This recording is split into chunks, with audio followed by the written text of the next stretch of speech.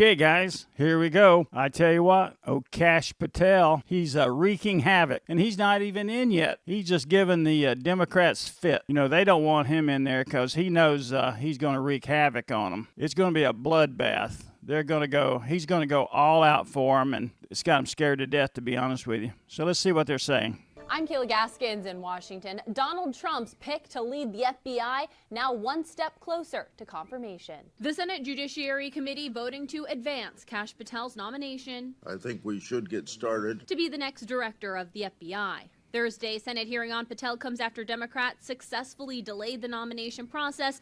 The FBI, what has grown to be one of the most corrupt organizations in America. You know, I'm sure that there's a lot of fine people that work for the FBI, but they lost their way somewhere. I mean, when you start breaking down the front door of Mar-a-Lago and raiding Trump and Melania's bedroom and doing all that stuff, and you know it was a bunch of crap. And people in the FBI just stood by and didn't say anything. They're probably too scared to say anything, but they just stood there and let it go. They should have manned up and done the right thing. From going to a vote last week, saying they still had important questions for Patel. We are inviting a political disaster if we... That means they're scared to death. Put Kash Patel into this job. Senator Dick Durbin claiming highly credible whistleblowers told him Patel is behind the recent mass firings at the FBI, even though he has yet to take the reins. This purge is greatly... I hope he does get in there and cause a big purge. Weakened the FBI's ability to protect the country from national security threats and made America less safe. Durbin calling for a DOJ Inspector General investigation into the firings. Democrats also remain fearful Patel will use his position to go after his and the current administration's political enemies. I hope he does. I mean, you use all that lawfare against Trump, you used it against Patel. You know, you used it against a lot of people because you thought that was it. You thought they couldn't come back at you. Well, you picked the wrong battle. You know, they're going to come for you. And as long as you didn't do anything wrong, you don't have anything to worry about, do you? This Patel guy will come back to haunt you. Meanwhile, GOP senators standing largely united in their support of Patel. We've examined every detail of his life, and he's been subjected to relentless attacks on his character. And Trump's view Patel is the man to shake up and clean up the agency they claim turned into a corrupt political weapon used against Republicans during the Biden administration. That's so true. I mean, you know, Trump's just telling it like it is. The FBI was turned into a political weapon for the Democrats. The FBI has been infected by political bias. Mr. Patel is the man to do it, and that's why he's being attacked so viciously. Retired special agent and former deputy assistant. I hope they get in there and they look at every email sent in the FBI, just between agents, text, whatever. You know, if that's the way you feel about Trump, see ya. You might as well be gone. Director of the FBI, Jody Weiss, also supports the Patel nomination. I think he's the right person. He is a disruptor.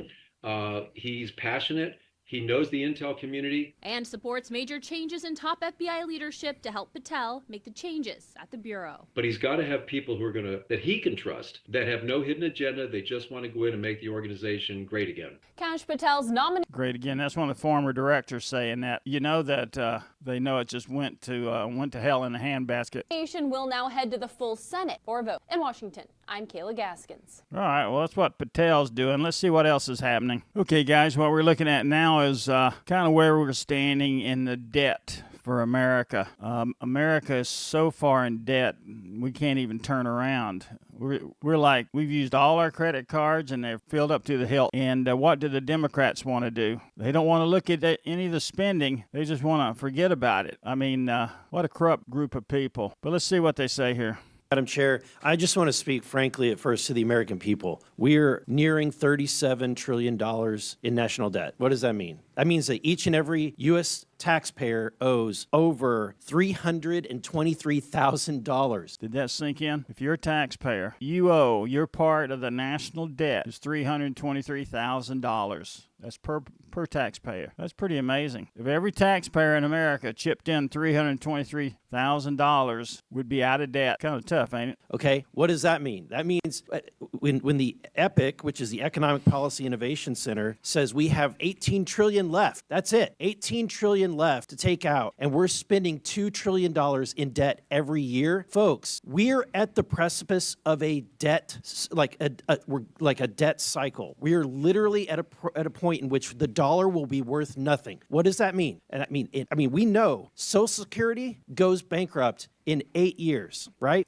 Social Security goes bankrupt in 8 years if they don't do something. You can't just keep spending more money than you have. Medicare goes bankrupt in 10 years. And then 15 years Medicare in 10 years. Oh, Lord. from now, the dollar is completely devalued and worth nothing. So what does that mean? That means your pension, the money in your bank, your savings is nothing. It's worthless. So what are we doing? We're trying to save this country. We're trying to save your pensions. We're trying to save your bank accounts. I think what's happened is the numbers have gotten so big and they've been violated so long and just pushed down the road so far that Americans just don't think about it anymore. It's like the credit card, you owe money on it and you're just paying the monthly amount. It's just always there. It's, what's Dave Ramsey say? It's almost like you've adopted the card like it's a baby. Trying to save this country for the next generation, and it would be nice if we had help. But instead, we have people that are fighting us on this. And I think that I would hate to be in the Democratic Party right now because you're in a really bad bind. You're having to defend all of this crazy spending, all of this crazy waste. So how do you do it? You do ad hominem attacks. You attack the messenger. Oh, Elon Musk, right? He's rich. He must be evil, right? That's the attacks. Really? You can't do any better than that, right? Let's talk on the policy. Help us. We're trying to save this country. This is and Elon Musk, who's making no money doing this, is trying to save this country. Why? It's kind of like you're complaining about GE Capital, the company you got your car payment with. You're complaining all about them, how bad they are. They send you a letter and blah, blah, blah. Well, just pay the payment. Number one, don't take out a car payment. But if you are, just pay it and they won't be calling you. Because he is invested in the United States of America more than anybody, right? So I think that we should embrace it. In fact, not a single company, governor of any state would ever turn down Elon Musk and his team of Doge from coming in and providing free services to right the course and financially in any state or organization. It's ridiculous that we would demonize someone that loves this country so much. Mr. Whitman, the formation of agencies via the executive action is not new, right? You know what they should do? They should make Dave Ramsey in charge of the United States economy. I'm sure Trump's talked to him about something, I'm not sure what the department would be, the Department of Economics or something, but not that Dave would take it, but it'd be funny for a while. Formation of Doge is not new. Can you are you familiar with any other previous presidencies where they've formed organizations like Doge via executive action? Yeah, so actually the agency that Doge is occupying is one that was created in a previous administration. So it is something that happens routinely.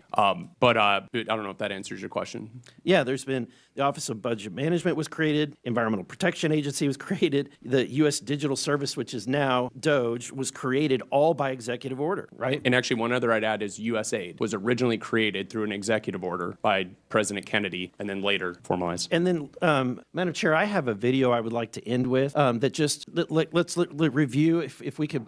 They're always complaining about, Musk can't go in here and do this and that, and they're doing it wrong. Well, they're all created by executive orders. So when they're created by an executive order, the next president can just wipe them away, just march through it, versus congressional lawmaking. Cue that. I want to remind my Democratic friends, at a point in which you once had the majority of the American people on your side, this is what your party believed in. Now this is almost funny. They may have believed in this stuff, but they knew when they were saying this, they weren't going to do any of this crap. It was just all talk. So think of it this way. What they're saying now sounds a lot like Trump. The difference is Trump's doing it. These guys, they were lying out their ass. They weren't going to do it. Obama wasn't going to do it, but Trump's doing it. That's what's got them in a tailspin. This report tells us how to cut waste, cut red tape, streamline the bureaucracy, change procurement rules, change the personnel rules, and create a government that works better and costs less. I've read it, and where it says the president should, the president will. Among the 800 recommendations. Boy, does that sound like a bad 80s commercial. Eliminating 12% of the federal workforce, merging some government agencies like the FBI, the DEA, and the Bureau of Alcohol, Tobacco, and Firearms, closing hundreds of government offices. Was any of this stuff done? No, didn't even start. Outside Washington. From the day I took office, one of the commitments that I made to the American people was that we would do a better job here in Washington in rooting out wasteful spending.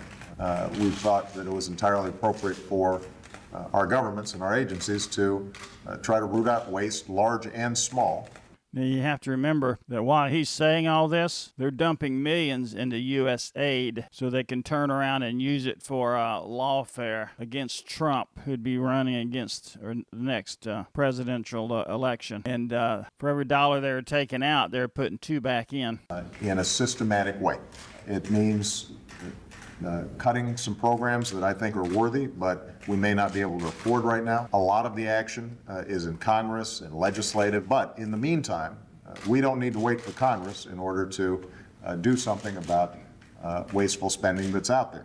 We have. Yeah, I think we ended up, $4 trillion more in debt when he left office than when he got there. We haven't seen as much action out of Congress as we'd like, and that's why we launched on our own initiative the campaign to cut waste. And we're going to keep on finding every possible way that we can do that, even if Congress is not acting. There you go. There you go. Look at what I've done. Aren't I something? You didn't do crap. I think it speaks for itself. My time has expired. So anyways, that was a pretty good little video there. I think really what's happening is Trump is doing what everyone else said they would do. But all of those guys, those Democrats, they were lying out the ass when they said it. Trump's doing it, and they just don't know what to make of that. So anyways, that's what I think about it, guys. So if you agree with me, put it down in the comments. If you disagree with me, put it down in the comments. And if you could hit the like or subscribe, I sure would appreciate it. See ya.